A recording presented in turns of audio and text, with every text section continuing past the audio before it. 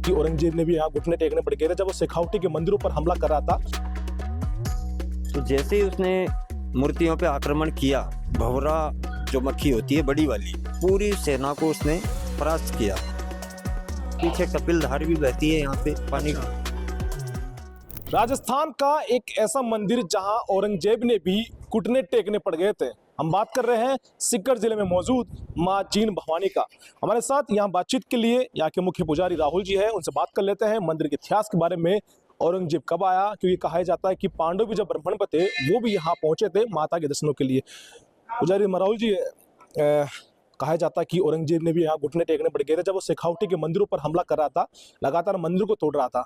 पर माता जी के मंदिर से सेना निकली जिन्हें भंवरे कहा जाता है, वो पूरी उनके ऊपर हमला किया। क्या जुड़ी कहानी थी इसकी कहानी ऐसा है कि औरंगजेब जब पूरे भारत में मंदिरों को तोड़ना चाह रहा था और तोड़ते हुए आ रहा था, तो जब यहाँ जीण माता धरती पे जब पहुंचा वो अपनी सेना के साथ, तो जैसे ही उसने मूर्तियों पे आक्रमण किया, तो यहाँ ये जो जीण माता है इसने भंवरा जो मक्खी होती है बड़ी वाली, उसकी सेना को छोड़ा। अच्छा, बिल्कुल अपने ही स्वरूप में ठीक है। सेना को छोड़ा और पूरी सेना को उसने परास्त किया। जो जब वो सेना माता जी के मंदिर की तरफ बढ़ रही थी, बढ़ रही थी, मतलब बढ़ भी गई थी और पीछे भी थी। ठीक है, पूरी सेना पे उसने हमला किया। ठीक है। और फिर औरंगजेब ने यहाँ पे नतमस्तक हुआ और क्षमा याचना करी और यहाँ पे अखंड जोत जलाई घी और तेल की, वो आज तक जल रही है उसके टाइम से। अच्छा, जब औरंगजेब जब आया जी। अच्छा, कहा जाता है कि दिल्ली दरबार से आज भी यहाँ तेल पहुँचता है, क्योंकि वो औरंगजेब ने कहा था कि जब तक मैं रहूंगा या आगामी दिनों तक वो तेल यहाँ पहुँचना है। कितना तेल पहुँचता है? देखो, उस जमाने में औरंगजेब के जमाने पे घी और तेल बहुत कम था, यहाँ पे भक्त लोग भी काफी कम थे। ठीक है। तो सवामण तेल और सवामण घी जब वो बेचता था तो उनकी कीमत बहुत ज्यादा थी। अच्छा, आज के टाइम पे अगर देखा जाए तो सवामण तेल और सवामण घी जो है इसकी कोई खास मतलब कीमत लगती नहीं है। तो काफी जो भक्त आते हैं वो सब घी और तेल लेके आते हैं। काफी संस्थाएं हैं, काफी संघ हैं जीण माता के और काफी लाडले हैं, वो सब यहाँ पे घी और तेल लेके आते हैं। जिनकी मन्नत पूरी हो जाती है। बिल्कुल, मनोकामना पूर्ण होती है और घर में सुख समृद्धि बनी रहती है। अच्छा, माता जी के इतिहास के बारे में कहा जाता है कि यहाँ से कुछ दूरी पर इनके भाई है हर्षनाथ, और माता जी एक पहाड़ी पर तपस्या किया करती थी। जब वो तपस्या पूर्ण हुई, सिद्धि प्राप्ति हुई, तो माता जी यहाँ विराजमान हुई। बिल्कुल, वो छोटी कन्या के रूप में आई थी और पहले ऊपर पहाड़ी पे बैठ के उसने आराधना करी और माँ भगवती उन पे प्रसन्न हुई, उनको कलयुग की देवी का आशीर्वाद दिया और उन्हीं के आशीर्वाद से ये जीण माता के नाम से यहाँ पे आज कलयुग में पूजी जा रही है। और सकलाई इतनी है कि जो भी अपने दिल से आस्था से यहाँ आता है उसकी सारी मनोकामनाएं पूरी करती है माँ। अच्छा, ऐसा कोई बड़ा चमत्कार रहा, क्योंकि आप लगातार पूजा पाठ कर रहे हैं, आपके पूर्वज ही पूजा पाठ करते रहे, कोई बड़ा चमत्कार जब आपने आंखों देखा? देखो, आंखों देखा चमत्कार ऐसा है कि हम तो रोज ही देखते हैं, कुछ ना कुछ हमारे साथ होता ही रहता है। अच्छा। अगर हमसे भी कोई भूल चूक होती है तो भी देखा जाता है और हमसे कभी प्रसन्न होती है तो भी हमें देखा जाता है। तो चमत्कार तो है ही, और लाखों लोग यहाँ पे आते हैं और उनके पूर्वज के टाइम से ही वो आ रहे हैं, तो उनके शायद पूर्वजों ने भी कुछ चमत्कार देखे होंगे, इसीलिए वो इतना मानते हैं। और रही बात इस मंदिर के इतिहास की, तो ये काफी पुराना मंदिर है, इसका कोई मतलब यहाँ पे कोई फिक्स नहीं है। अच्छा, बहुत पुराना मंदिर है, शिलालेख है पांडवों के टाइम से। अच्छा। और पांडवों के पहले भी यहाँ पे कपिल मुनि आए थे। अच्छा, पांडवों से पहले? हाँ जी, कपिल मुनि यहाँ थोड़ा रुक के गए थे, तब से पीछे कपिल धार भी बहती है यहाँ पे पानी। अच्छा। हाँ, पानी जो कुंड है जहाँ पानी आता है। बिल्कुल। अच्छा। तो कुंड का पानी कभी ना सूखता है और ना वो कपिल धार कभी खत्म होती है, चाहे पतझड़ हो चाहे सावन हो। अच्छा, पांडवों ने भी यहाँ पूजा पाठ की थी? बिल्कुल, यहाँ पे सेवा करके गए। माँ जयंती का स्थान था नौ दुर्गा में, ये अच्छा।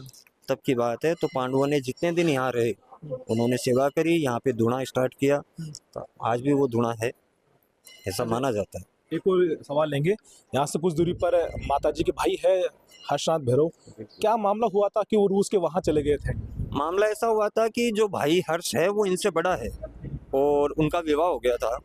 विवाह होने के बाद जब इनकी भाभी घर पे आई तो उस भाभी के साथ कुछ नोकझोंक हुई। माता जीण माता की? जी। तो जीण माता जो है इनसे भाई बहुत प्रेम रखता था, बहुत स्नेह रखता था। तो उस टाइम पे ऐसा कुछ हुआ था कि भाई ने अपनी जो पत्नी थी, इसकी भाभी थी, उनकी किसी चीज में, किसी मैटर में उन्होंने मतलब वो पक्ष उनके पक्ष में वो कुछ बोल दिए थे। अच्छा, अच्छा, अच्छा। हाँ, तब से ये जो जीवनी नाम की कन्या थी वो काफी नाराज हो गई। उनका गुस्सा इतना तेज था कि वो वहां से रूट करके यहाँ पहाड़ों में आई ठीक है। और पहाड़ों में बैठ के उसने तपस्या करी। पीछे पीछे हर्षनाथ भाई भी आया, तो उसने काफी मन्नतें करी, बेटा घर चलो, वो नहीं गई। उनका घर कहाँ है? चूरू जिला है यहाँ पे, सीकर के आगे। चूरू जिले में एक घांगू गांव है, घांगू। वहाँ के राजा गंगो सिंह जी थे, चौहान वंश के, उनकी पुत्री और पुत्र थे। अच्छा। तो भाई वो जब गई नहीं तो भाई ने बोला कि अगर तू नहीं जाएगी तो मैं जाके क्या करूँगा, मैं भी यहाँ शिव की आराधना करूँगा। तो उसने भगवान भोलेनाथ की आराधना करी, उनको भैरव जी का आशीर्वाद मिला और मैया को जीण माता कुल की देवी के नाम से।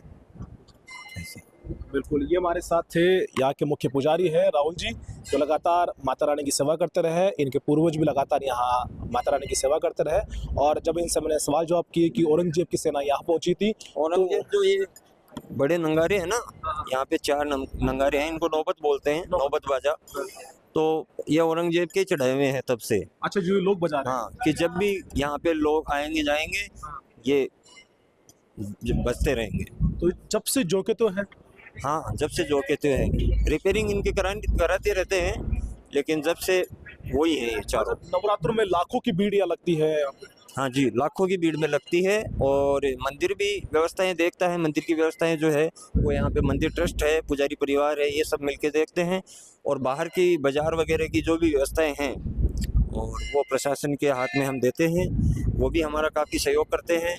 और जीण माता के आशीर्वाद से हर 6 महीने से मेला भरता है और सब श्रद्धालु जो है वो अपनी मनोकामनाएं लेके आते हैं और मैया उन पे।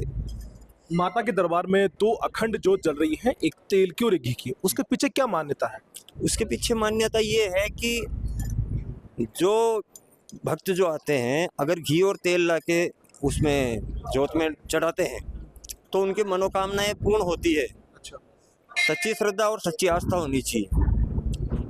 जीण माता उनकी दुआएं जरूर सुनती है और पूरा करती है। जीण माताएं उनकी दुआएं पूरी करती हैं जब वो यहाँ माता जी के प्रसाद के रूप में या उनके चढ़ावे के लिए तेल और घी यहाँ चढ़ाते हैं।